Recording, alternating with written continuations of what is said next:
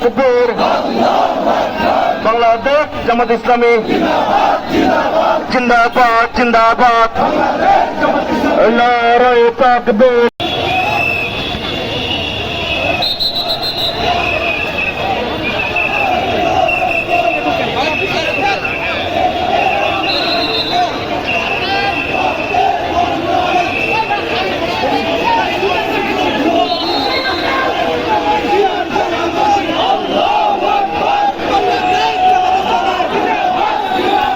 সুতরাং বাংলাদেশে এটি কোনো নতুন বিষয় নয়। যারা আজকে বলছেন যে জুলাই সনদ শুধু আমাদের অঙ্গীকারের মধ্যে থাকবে, সামনের জাতীয় সংসদ সেটাকে কার্যকর করবে। আমাদের অতীত ইতিহাস বলছে 90-এর এরশাদ স্বৈরাচারের বিদায়ের পর 8 দল 7 দল 5 দল জামাত ইসলামী মিলে আমরা যে অঙ্গীকার করেছিলাম, সংসদে গিয়ে সেটা আর বাস্তবায়ন হয় নাই। সুতরাং আমরা নেড়া বেলতলায় আর দ্বিতীয়বার যেতে চাই না। এই দেশের মানুষকে আর ঠকার সুযোগ নাই। এই জুলাই বিপ্লব অসংখ্য যুবকার তরুণদের রক্তের বিনিময় হয়েছে, যেখানে 30,000-এরও বেশি মানুষ আহত হয়েছে, 550-র মতো আমাদের ভাইদের চোখ হারিয়েছে। পৃথিবীর ইতিহাসে এইভাবে হয় নাই। শত মানুষকে হত্যা করা হয়েছে।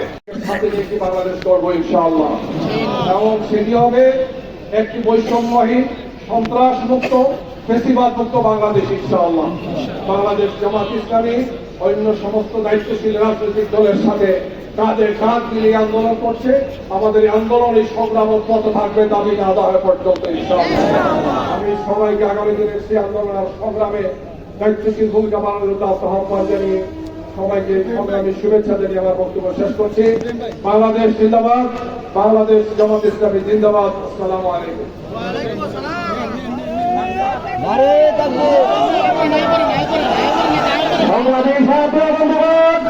আমি আপনাদের কাছে অনুরোধ করছি, সংগ্রামী সংগ্রামে আমি সদর জেলার আসনের জনগণিত সংসদের সদস্য প্রার্থী তারা বিখ্যাত জনতা জননেতা মৌলানা কামরুল আহসান ইমরুল, মৌলানা কামরুল আহসান ইমরুল।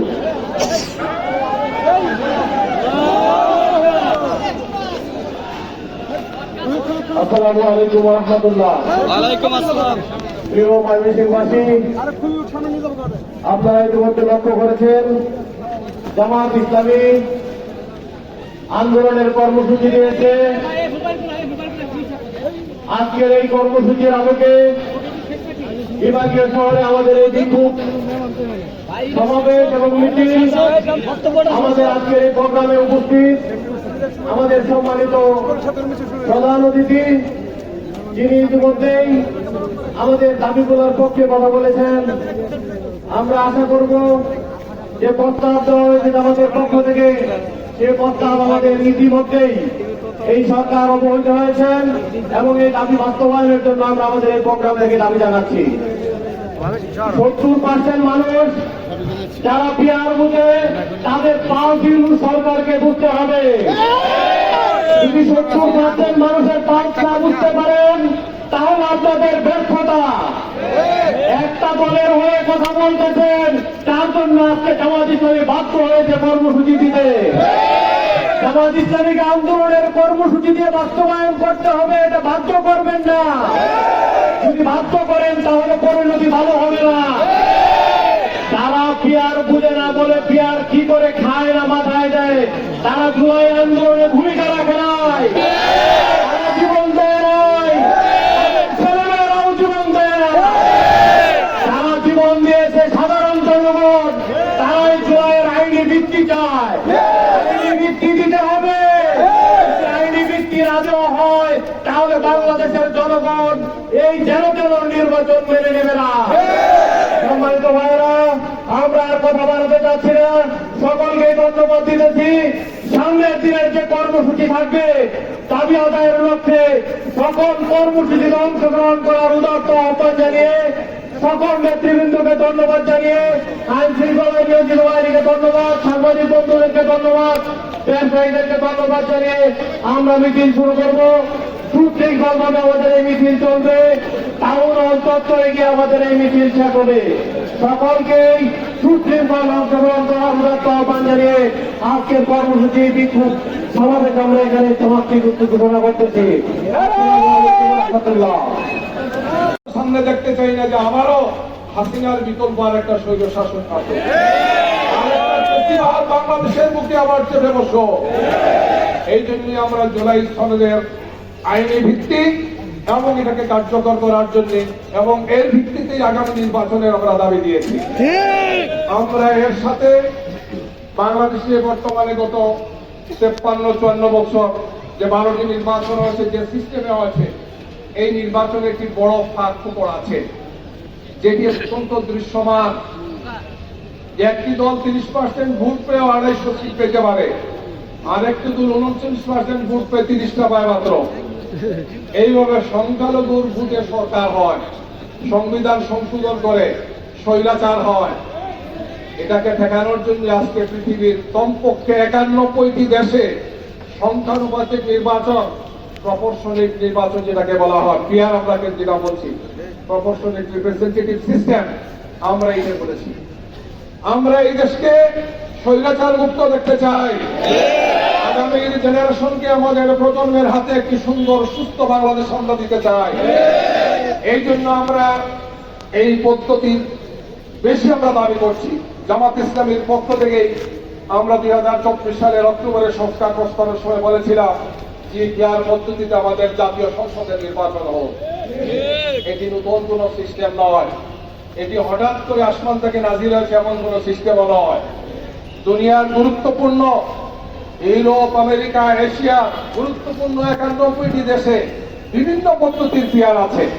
আমরা বলেছি সরকারকে, ঐক্যমত্য কমিশনকে, রাজনৈতিক নেতৃবৃন্দকে, আসুন আমরা এক টেবিলে বসি, বাংলাদেশের জন্য যে পিয়ার পদ্ধতিটা সবদিক থেকে শুট করে, ভালো হয়, কল্যাণকর হয়, আমরা সবাই মিলে সেই পিয়ার পদ্ধতি এখানে আমরা প্রয়োগ করি। কি সময়ের ব্যবধানে সেই পিয়ার পদ্ধতি আরো উন্নত থেকে উন্নততর হবে।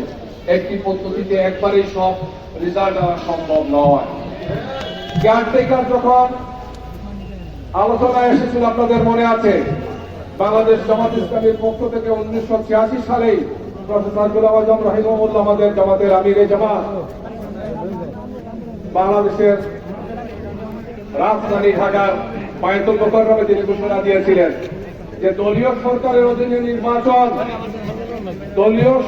অধীনে নির্বাচন কখনো সুষ্ঠু হয় নাই। 73 থেকে আরম্ভ করে প্রতিটি নির্বাচনে ক্ষমতাসীন দল প্রভাবিত হয় নাই, বিরোধী দল বিজয় অর্জন করতে পারে নাই।